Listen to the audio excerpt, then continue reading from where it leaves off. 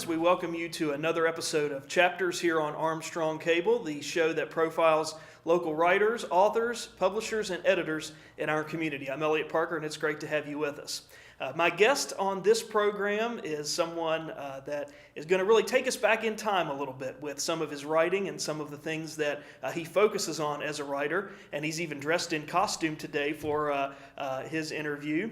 And that is Colonel Charles Dahnmon Whitt. And we're going to bring him into the discussion now. And Colonel Whitt, first of all, thanks so much for joining us, and appreciate it. And I love your costume, by the way. Well, thank you, Eliot. This is a uniform of the Confederate colonel. Okay. And my pen name is Colonel Charles Dahnmon Whitt. So I am a Kentucky colonel, and that's how I go. I mean, I've got it set up with that's my pen name, and I go by that, and I'm a reenactor and so forth. Fantastic, man. Let me ask you, before we get into some of your books specifically, talk to you a little bit and ask you a little bit about writing and about writing history. And I think, sometimes when we think about history books, we think about some of our experiences maybe in high school history classes or college history classes where we were asked to memorize a lot of dates and names and who did what to whom and when and where. But one of the things that stands out to me about your books and about the way that you write history and you look back on history is that you almost write it like it were fiction, like it were a story. Can you talk about that process and how that sort of impacts your writing a little bit? Oh, yeah. When I was going through high school, even grade school, well, the first history book that was ever given to me was given to me by a fourth grade teacher, and it was Appomattox. And during that time, I was kind of struggling, learning to read, a little bit behind. And my teacher gave me that book, and I mean, that really sparked my interest. And I got interested in the Civil War then, as we call it down south, the War of Northern Aggression.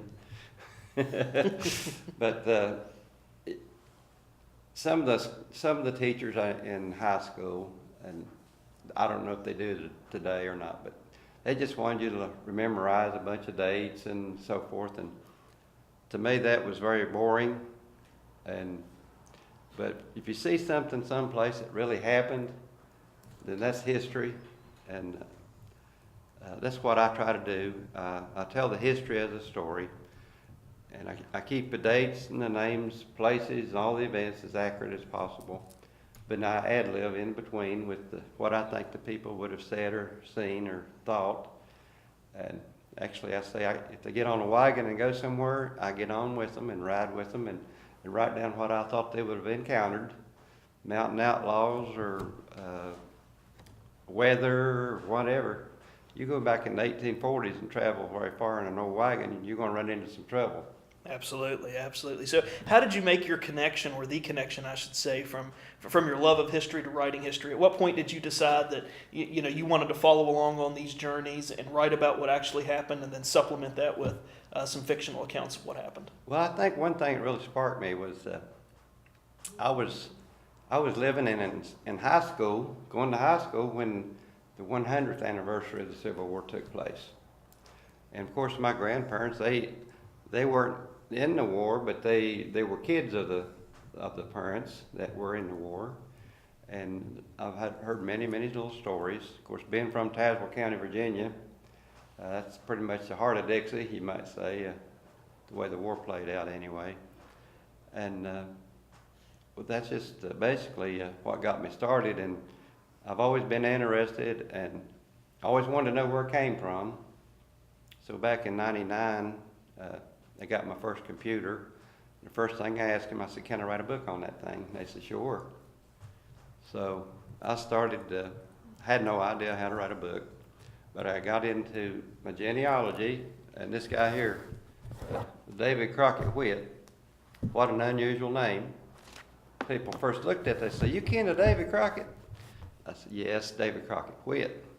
He was born the year of 1836, the year of the Alamo. So mommies named her babies after heroes, and so they named him David Crockett Whitt. And we all knew he came out of Kentucky. See, I was raised in Virginia, so My dad never did meet him because he died in 1909 and Dad was born in 1913. So when I followed my work around and ended up in Greenup County, Kentucky as a sheet metal worker, I had no idea that David Crockett Whitt's father is buried in Greenup County. I got into genealogy and I mean, it just opened up a world to me. And I tracked it down. In fact, actually found the tombstone right there, a little picture of it. I don't know if you can get it, of Jonas Whitt's tombstone on Big White Oak in Greenup County. And it was, the property belonged to Dr. Samuel Truitt. He married the Gibbs family. The Gibbs family had got the property, several thousand acres, by being patriots. He actually served with John Paul Jones on his ship. This Gibbs man did, and he married anyway, one of their daughters married a Truitt, Samuel Truitt, and he was also an unusual man. He was a doctor by apprenticeship. He was also a surveyor, civil engineer. He owned a tavern. He ran a big farm. He had a one-man shoe factory run by a Frenchman. They had everything they needed but a grist mill. Had Big White Oak Creek up there, but no grist mill. So putting two and two together, most likely, he got in contact with Jonas's brother, Richard Devil Dick Whitt, from Carter County, who was a blacksmith. And he had another brother, John Bunyan Whitt, who lived in Floyd County, and the rest were still in Virginia at that time. And so they contacted Jonas, and by then, just him and Crockett and the little girl was left. The mommy had passed away, and like one chapter in that, the ladies all cry about, well, I won't tell all the story about it, but anyway, that's how it all developed by genealogy and my love for history. And I've always been a storyteller. I loved any stories of the past, and of course a lot of them are blown out of proportion and all that. But one story was that Crockett swam the Ohio River when he got out of the prisoner of war camp, but I don't think so, because he was in Point Lookout, Maryland, when they let him out. But he did live in Greenup County, so he may have swum the Ohio River as a boy. Back then, the river wasn't that big to say. There were no dams, and the water was shallow. And interesting, really interesting. I think one thing that's interesting about listening to you talk about your books and having read some of your books is that you touch on, I think, what makes history so interesting and relevant today, even though we're 100 plus years removed from Civil War and some of those time periods, is that history is so much more about the dates and memorizing facts, and it's about relationships, and it's about love, and it's about money, and it's about careers, and it's about the choices that people make, and how oftentimes those choices, as you've been talking, affect not only the current family structure but generations of families to follow. And I think that's something that really comes out a lot in the works that you write is that aspect of history, the part of history I think that sometimes we don't always appreciate much because of our early experiences to history in high school and college and others. Yeah. But you talk about the genealogy, and you talked about some of the genealogy in your legacy book. How does that evolve? I mean, what kind of a time commitment are you making when you start sitting down and tracing back these people and where they worked and lived and who they married and what happened to their children and so forth? When you sit down to write a book, how does that factor in, and how long does that take? Well, it can take forever to find some of this stuff out, but you can double check yourself with history and genealogy, just like in 1863, the Union soldiers were coming up and trying to take Bristol, Tennessee, Virginia, and there wasn't enough Confederates to guard it, so they pulled out part of the 29th Division of infantry from Petersburg area, which was Crockett's outfit, and put them on a train and shipped them back The Confederacy didn't like to have their troops in their local home because it's likely to go home and stay. But they took them back, and they had the Battle of Zollicoffer, which is Bluff City today. And they repelled the Yankees, no problem, and they gave them leave. Well, you can go 9 months from the day Crockett took leave, and his second child was born. So he was there on leave, unless he had help of some kind, if you want to know what I mean. Sure. And he named his second child after his father and after General Lee. His name was Jonas Lee Whitt. So all this can tie together, and you can double check back through history.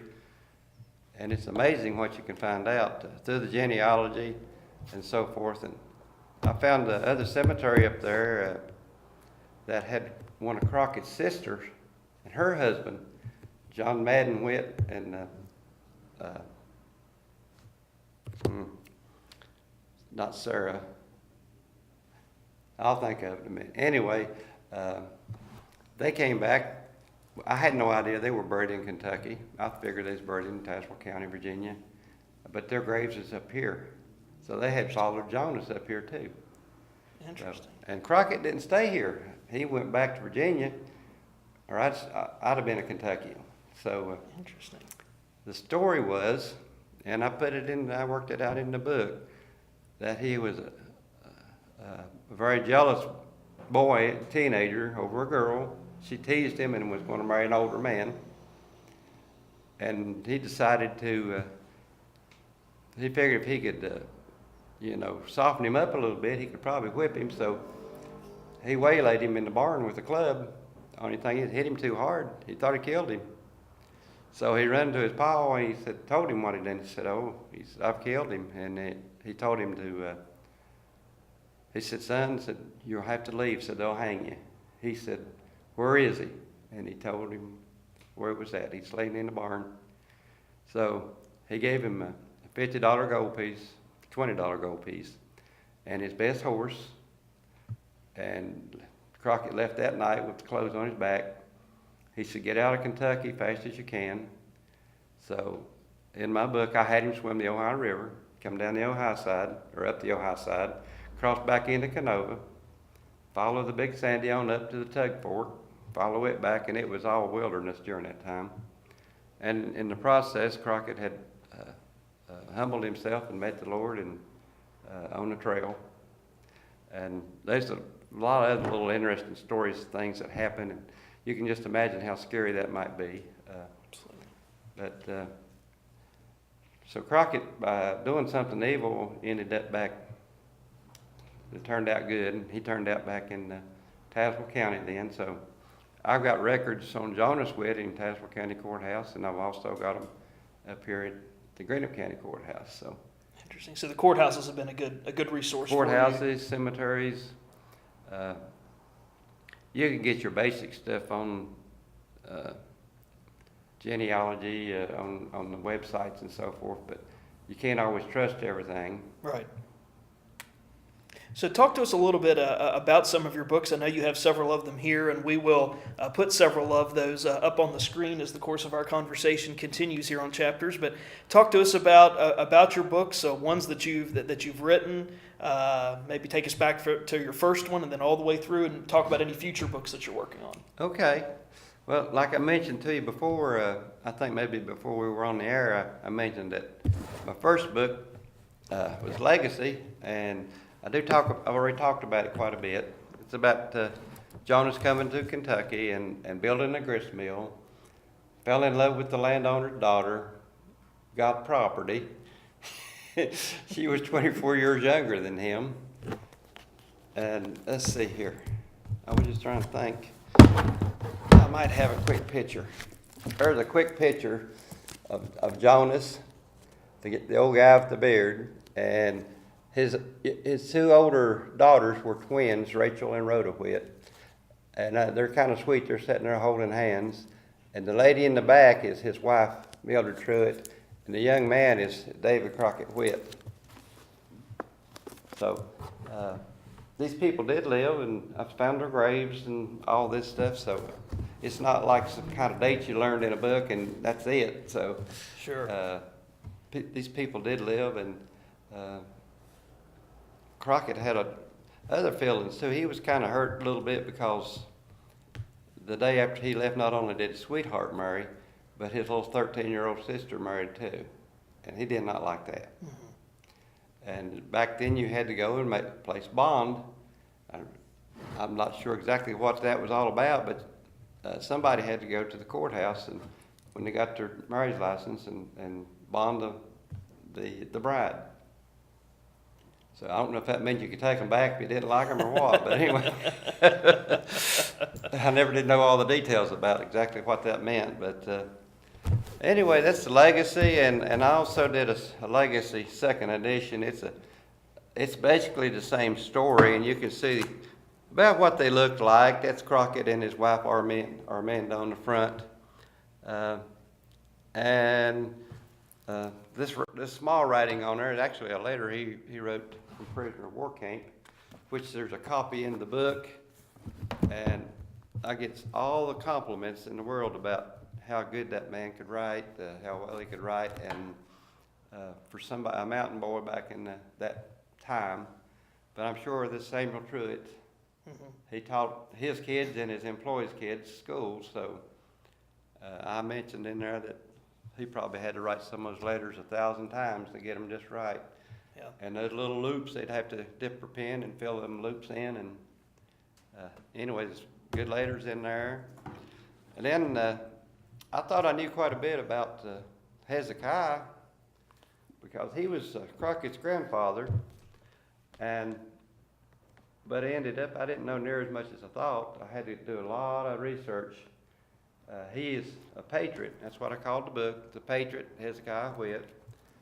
When he was 17, and his father and two of his brothers took the oath to be patriots for the state of Virginia against the King of England. And if they'd have failed in their efforts, off their heads, I imagine, shoot or firing squad or something. But anyway, they beat the Indians and the Troys, and Hezekiah was sort of a Daniel Boone type. And before the war started, he was one of the what they call Indian spies. They lived out in Montgomery County around Radford, Virginia, and they would go to the west and to the south and to the north, several young men, and live off the land and watch for Indians all summer. And if they seen a band of Indians coming through, their job was to get ahead of them and warn the little forts and the little areas, the little villages or the single cabins or whatever. And really they wasn't supposed to fire their guns or even have open fires unless it was back in a little crevice or something at night. Can you imagine living in the big deep woods of during that time in the 1760s and 1770s? Indians that could come, or panthers lived in the woods, wolves. It's hard to tell, what all. And I thought that'd be awful brave just to do that. But anyway, before that, or after that, they called up the militia, and just about every young man in Virginia or any of the colonies were in the militia, and they were all armed. We talked today about unarming, but they had the most modern weapons available at that point in time, and so I wrote down several of the things that happened to young Hezekiah. And one of the first battles was right up here in Point Pleasant, and Hezekiah wasn't there, but some of his kinfolks were. And this is the Lord Dunmore War, and he had two things in mind. He was going to tame the Indians down, which is number one, and the second thing was, can you believe the Pennsylvanians was wanting to claim Fort Pitt? So he was going to go and politely say, keep your hands off Fort Pitt, this belongs to Virginia. And then he had two armies he was going to Fort Pitt, and Colonel Lewis was coming up to Kanoa, and they were going to join together, and then they were going to go see Mr. Cornstalk. Well, Cornstalk, he wanted to sue for peace, and his young warriors said, no, we can whip them pale faces. So he gave in to them, and what he planned a strategy, and his strategy was they took these long canoes and they carried them between horses, and they traveled down to right across from Point Pleasant, where Gallipolis is today. They went up the river about a mile to a creek, and during the night, they worked all night crossing that creek. And Colonel Lewis had his army right down on the point. They had no idea any Indians around, and so they were at leisure. Matter of fact, it was Sunday. They didn't have a minister, so Colonel Lewis presided over a religious service. And they walked around and talked and smoked their pipes and all that. I went to bed that night, and a couple of the soldiers decided they wanted to go get them a turkey. They had herd turkeys. So these two young men got their old Kentucky flintlocks and started sneaking out of camp to go get them a turkey. And first thing you know, they run into 1,000 Indians, and the battle started. And it wasn't long; it was all hand to hand. It lasted several hours. Colonel Lewis had 300 more men coming, driving cattle, and the Indians knew about that too. And Cornstalk's idea was, we'll whip this bunch, and then we'll go meet Lord Dunmore. Well, finally up in the day, one of his warriors came running to him and told him that the other army was almost there with the cattle, 300 more men. So even though he had lost less men and actually done a better job in the battle, he decided to pull out. So of course that made the whites have the victory. And so they pulled out. They picked up their wounded and dead. One of the famous Indians that got killed there was Puncsanwa, and he was the father of Tecumseh. And they went back across the river, and then of course they had to meet Cornwallis and sign a treaty, and from then on they had to stay across the river. Well, the whites didn't stay across the river. They started coming over. Well, 3 years later, almost to the day, Cornstalk comes back across, and he talks to the people there at Fort Randolph, and he says, you come as a gentleman. I'm not going to be able to control my young men. You guys keep breaking the treaty. And so Arbuckle, Captain Arbuckle, he puts Cornstalk and another chief and this Indian that brought him over, Brave. He locks them up. He didn't treat them bad or anything. He just locked them up. He said, "Well, we're at war. You're my prisoner." Well, his son crossed the river the next day, and where's my paw? They didn't call him that, I'm sure, but that's what he was thinking. So they take him in and lock him up. Well, just so happened there was a couple of the soldiers out hunting that day. There's a whole party out, but two of them got killed by Indians. So they come back all mad.